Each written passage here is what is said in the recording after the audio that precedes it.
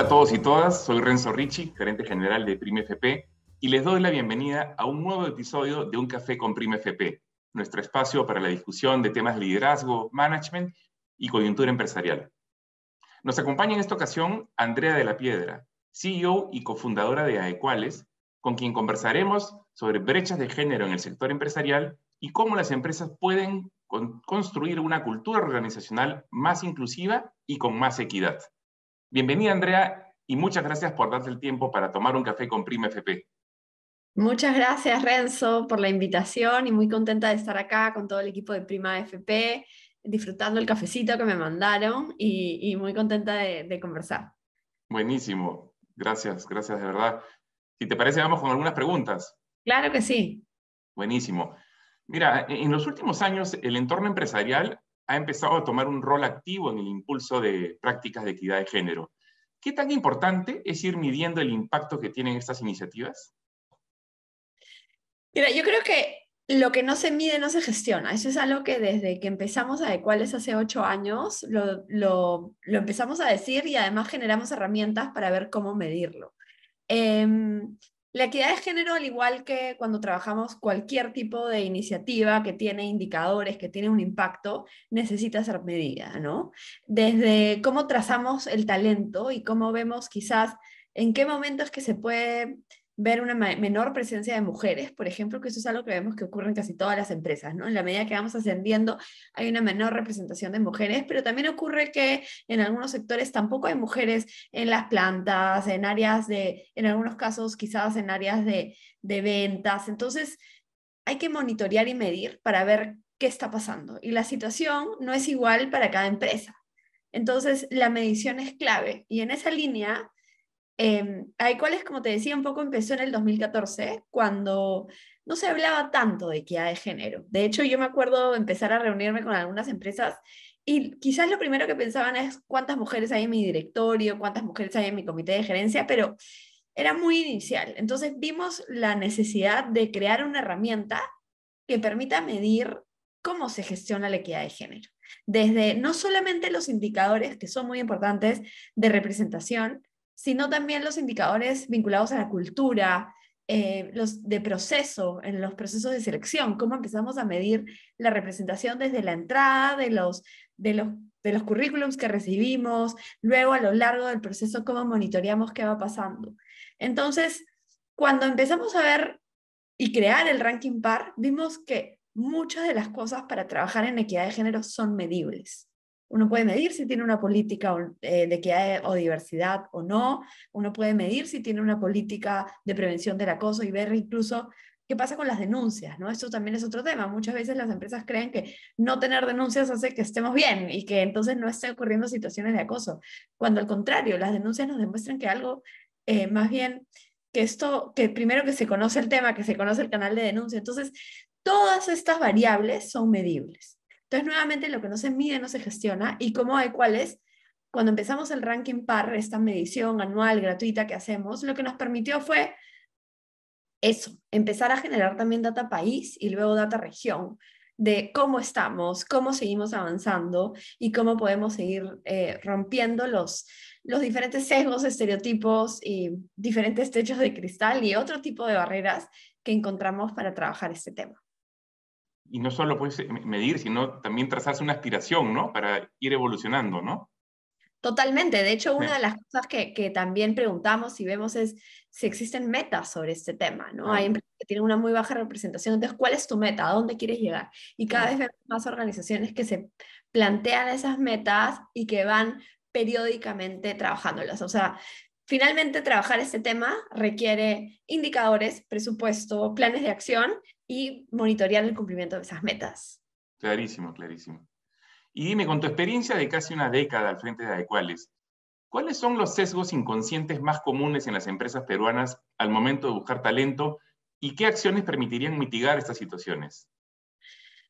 Yo te diría que quizás el sesgo más común que he visto es el de este sesgo de similitud, ese sesgo de preferir estar con gente parecida a uno, es algo muy fuerte.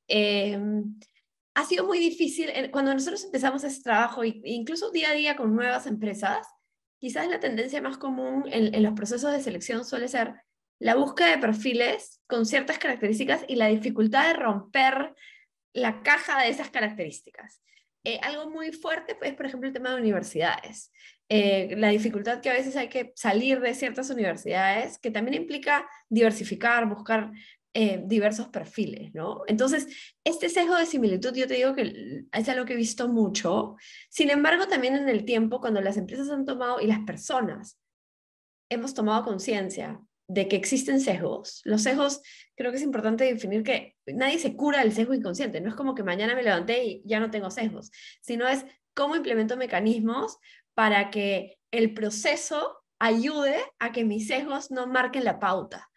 Entonces, en esa línea hemos visto que hay empresas, por ejemplo, que están implementando CVs ciegos o semiciegos, para que en la primera entrada, que a veces el equipo de talento ve un montón de CVs y hay estudios que dicen que se toman hasta 5 segundos en ver un CV. Entonces, ¿cómo hacemos que nuestro sesgo no influya ahí? Hay un estudio que a mí me parece que es súper interesante de la Universidad Pacífico. En realidad hicieron Gustavo Yamada con un equipo de personas, hicieron una investigación e hicieron un experimento donde mandaban un CV, ¿no? Con la misma foto, perdón, con la misma experiencia académica y profesional, pero lo único que variaban era el foto, nombre y apellido. Y al momento de repartirlo, luego los repartieron a empleadores reales en Lima, nuevamente era el mismo CV en términos de contenido, solo cambiaba foto, nombre y apellido.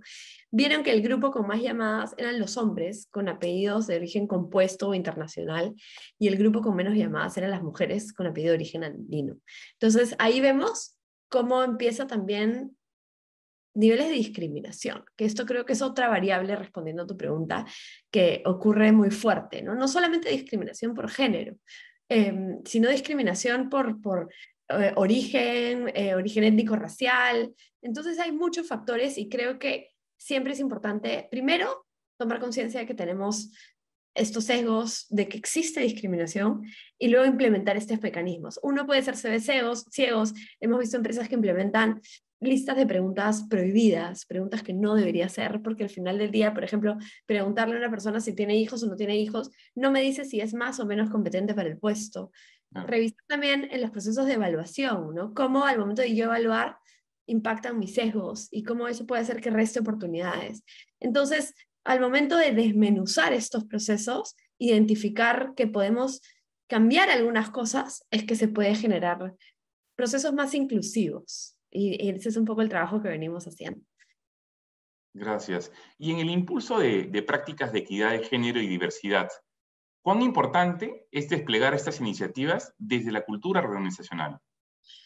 Yo creo que si no se despliegan desde la cultura organizacional, esas iniciativas no van a tener resultado. Claro, porque es lo que respira la organización, pues, ¿no? Totalmente. Claro. Y de hecho, yo añadiría que desde el liderazgo también, porque nos ha pasado con empresas que dicen, quiero trabajar este tema, el equipo de talento está súper involucrado, pero el liderazgo está en contra casi.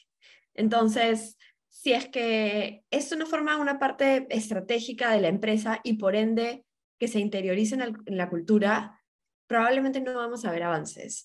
Y ahí viene el reto más grande, o sea, partimos de la premisa que vivimos en una sociedad con mucho machismo y mucha discriminación. Entonces, lo que estamos haciendo es ir contracorrientes. ¿Cómo hacemos que eso que pasa en nuestra cultura país, en buena medida, y que se podría estar corrigiendo en algunos aspectos, pero que sigue estando ahí presente, no se repite en nuestra empresa? Es un reto cultural bien complejo, si te pones a analizar, ¿no? Entonces, yo creo que lo primero es entender que esto toma mucho tiempo, que requiere muchas conversaciones incómodas y difíciles.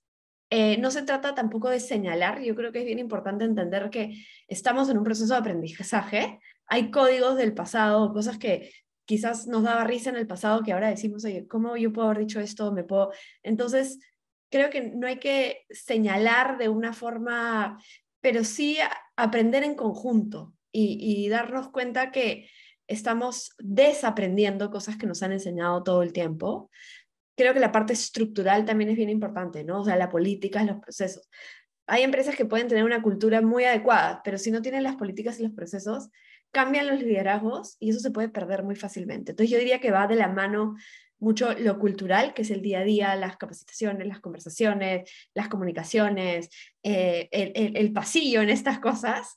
Y por Claro. otro lado, también lo estructural, ¿no? Las políticas, los procesos que tenemos, de tal forma que ambas cosas vayan de la mano y que podamos vivir en una cultura que todo el tiempo está aprendiendo de esos temas, que se está cuestionando, y sobre todo que no crea que el camino se termina, porque eso también es algo que es como, ya, entonces, ya hice esto, ya se está hablando, pero Es una evolución, pues, ¿no? exacto, es una evolución, Ya.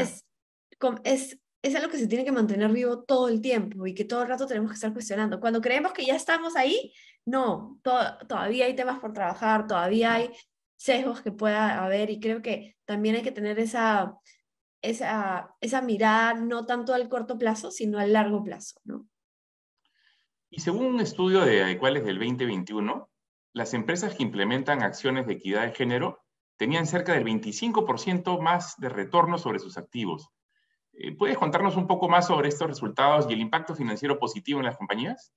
Sí, de hecho, te cuento un poquito cómo vino eso. O sea, hicimos una investigación con el CESA, que es una universidad en Colombia, y con apoyo consultoría acá en Perú, con información de las empresas que habían participado en el ranking PAR en Perú y Colombia. El ranking PAR, en la historia del ranking PAR hemos medido alrededor de 2.000 empresas en 18 países. Y nos enfocamos sobre todo en Perú y Colombia, que es aquellos países donde tenemos más empresas. Y lo que hicimos fue empezar a analizar y relacionar las acciones que venían haciendo en temas de equidad de género, por un lado, y el porcentaje de mujeres en puestos de liderazgo con sus resultados. Y la verdad que encontramos algunas cosas muy interesantes. Por ejemplo, vimos que las empresas que tenían mayor participación de mujeres en puestos de dirección, y acá no me refiero a una o dos mujeres, sino a una participación más significativa, tenía incrementaban de 8 a 13 puntos en el retorno sobre los activos versus las empresas que no tenían, por ejemplo, mujeres. Interesante, Encontramos ¿no? también algo bien interesante que la verdad nos sorprendió, porque vimos también que las empresas que tienen al menos un 25% de mujeres a nivel directivo también tienen una probabilidad de incrementar su desempeño financiero.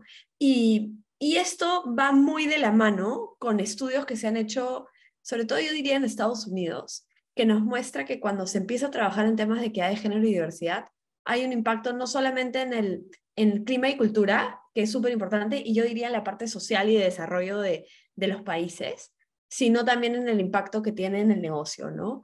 Y esa fue la primera vez que en Latinoamérica hicimos un estudio que muestre los beneficios de la equidad. Hay otras investigaciones, por ejemplo, que nos muestran que las empresas que trabajan en temas de diversidad son hasta un 6%, seis veces más innovadoras que las que no.